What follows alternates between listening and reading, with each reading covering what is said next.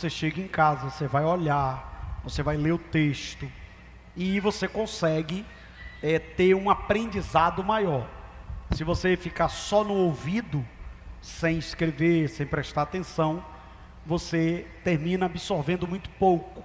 Então, pegue esse hábito, compre um caderno, uma agenda, né, para que você possa anotar aquilo que é ensinado. Hoje nós iremos concluir o estudo de 2 Timóteo. Na próxima semana, vamos iniciar o estudo do livro de Abacuque. Haja visto que o ano de 2024, nós teremos como slogan o ano do avivamento e da dupla honra. Então, a partir da próxima semana, nós vamos iniciar o estudo do livro do profeta Abacuque. E hoje encerraremos o estudo de 2 Timóteo. Todos aqui que já têm participado há algumas semanas do estudo de Timóteo, sabem que esta é a última carta que o apóstolo Paulo escreve, e ele escreve ao seu filho na fé, Timóteo. Quando Paulo escreve a carta de Timóteo, principalmente a segunda carta, Paulo está na sua segunda e última prisão na cidade de Roma. Para quem não sabe, Roma naquela época era a capital do Império Romano. E Paulo estava preso ali. Na época o imperador era Nero, que era um homem cruel, e ele aprisionou o apóstolo Paulo nessa segunda etapa, depois do incêndio que houve na capital Roma, provocado pelo próprio Nero, para poder, dizem os estudiosos, que era para reconstruir uma cidade nova, fazer uma nova capital, mas tinha um objetivo de acusar os cristãos. E aquela foi uma das perseguições mais sangrentas da história, quando Nero, justificando que foi os cristãos que incendiou a capital, a cidade de Roma, que tinha na época uma média de 14 bairros, e a maioria esmagadora foi destruído.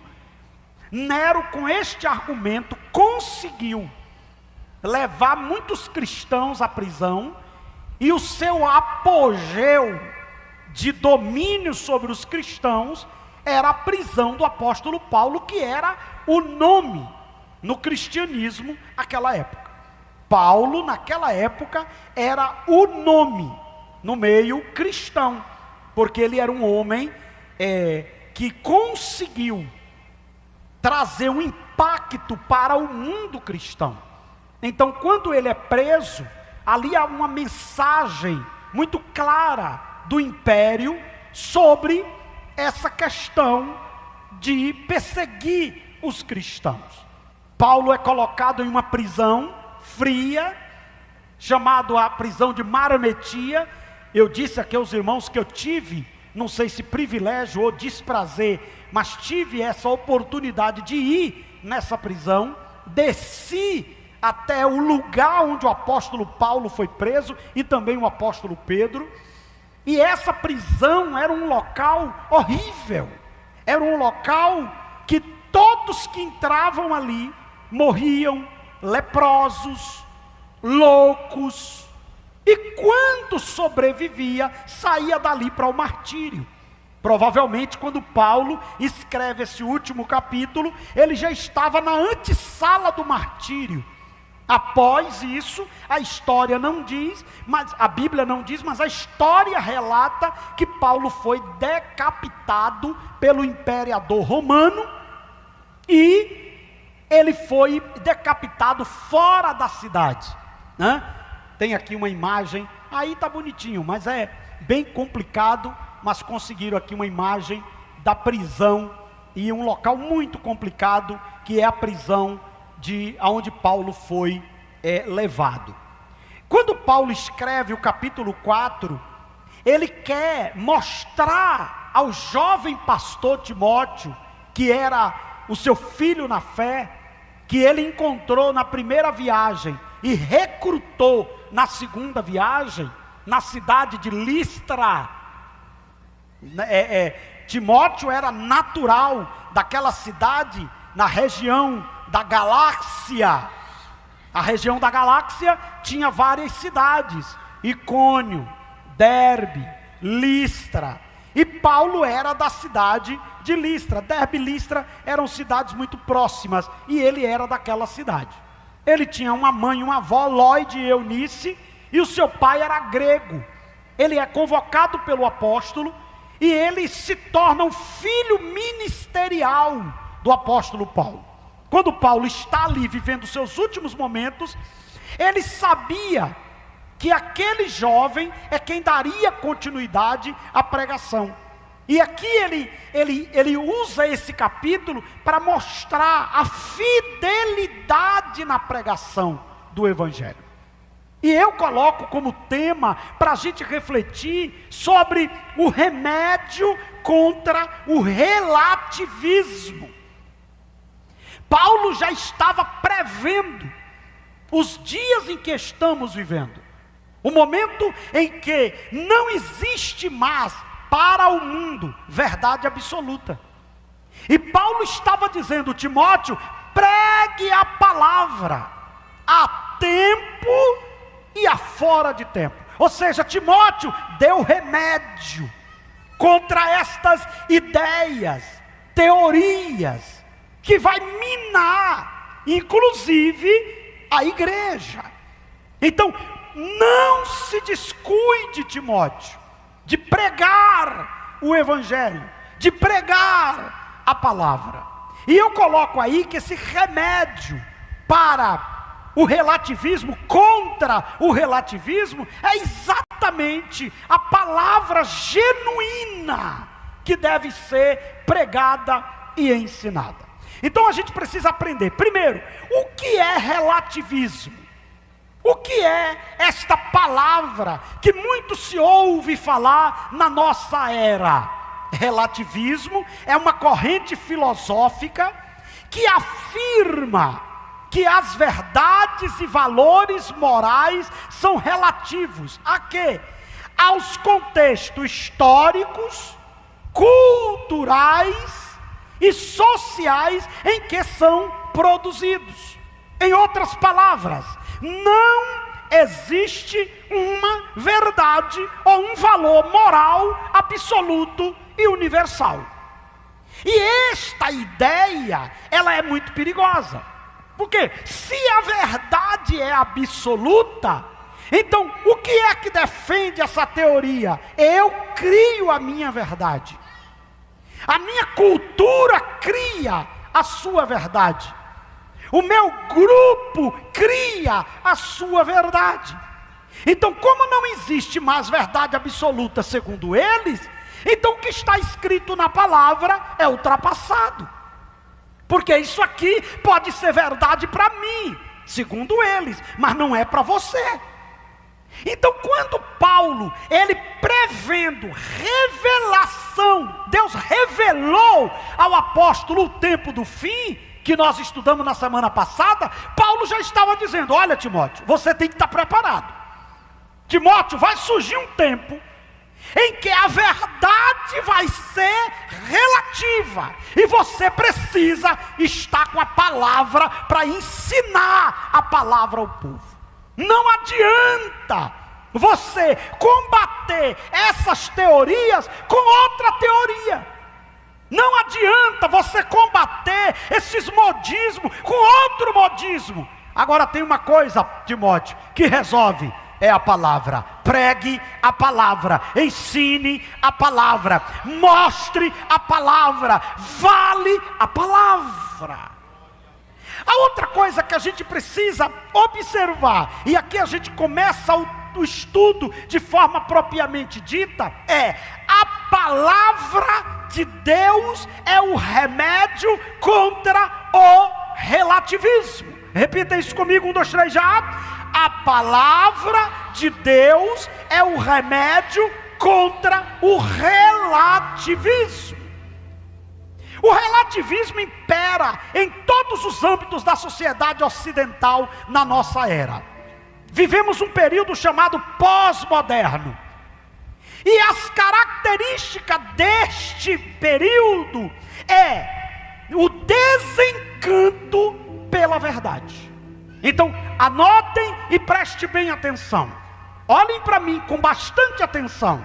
Nós estamos vivendo a era do desencanto pela verdade. Nós estamos vivendo a era em que a verdade está sendo desprezada e a mentira está sendo valorizada. Essa é a nossa era. Então, se nós não tivermos essa percepção, nós seremos engolidos, como já está acontecendo em muitas igrejas. Muitos movimentos, muitos segmentos, muitas denominações, por falta de priorizar a palavra, a mentira já se instalou no meio destes lugares, e pessoas que se dizem crentes e até obreiros não suportam mais ouvir a verdade. Há um tempo atrás, os irmãos não tinham o conhecimento que têm hoje, mas o valor que as pessoas davam à ministração da palavra nem se compara com a hoje. Hoje você vê crentes nitidamente desprezando a palavra da verdade. E no decorrer do estudo, você vai aprender como é esse desprezo.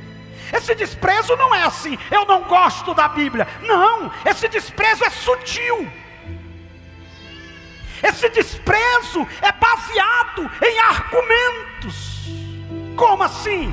Se eu ministro a verdade e a verdade confronta o pecado, aí eu digo, mas para que tanto ódio contra pessoas que são imagem e semelhança de Deus? Olha, eu já consegui criar uma narrativa em cima de um ódio que não existe, pelo fato de eu confrontar o pecado.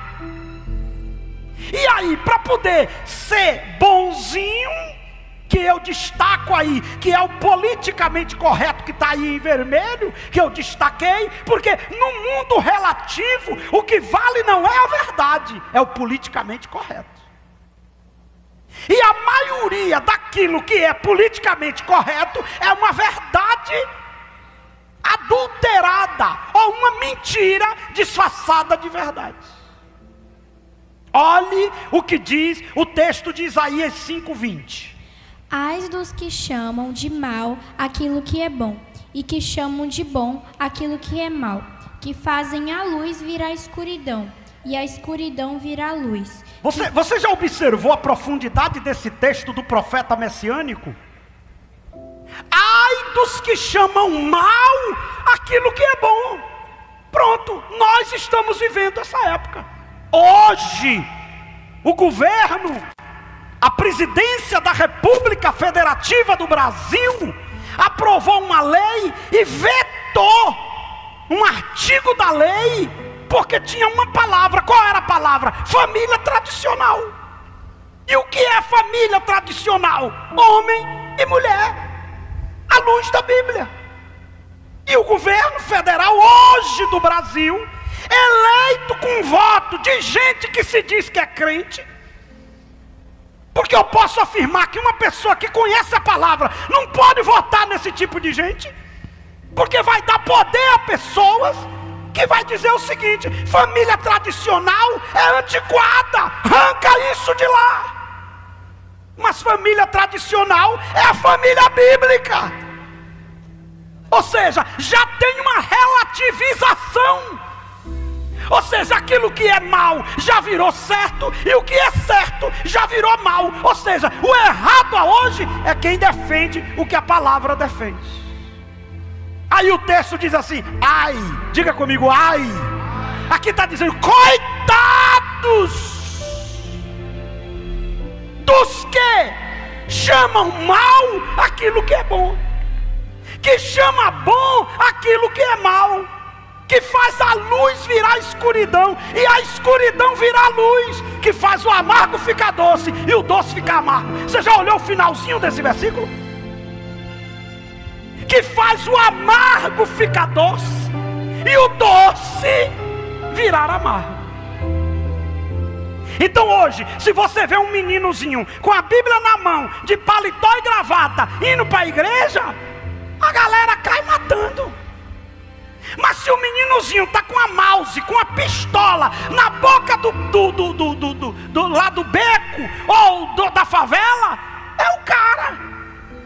Para você ter ideia, tem menina que desviou da igreja e não quis namorar com um meninozinho que anda com Bíblia e paletó para namorar com o traficante, porque na cabeça dela o traficante é que é o cara, que quem manda é ele. É como se ela dissesse assim: eu não quero casar com esse carinha aí que anda todo bonito, eu quero casar com o machão do lugar.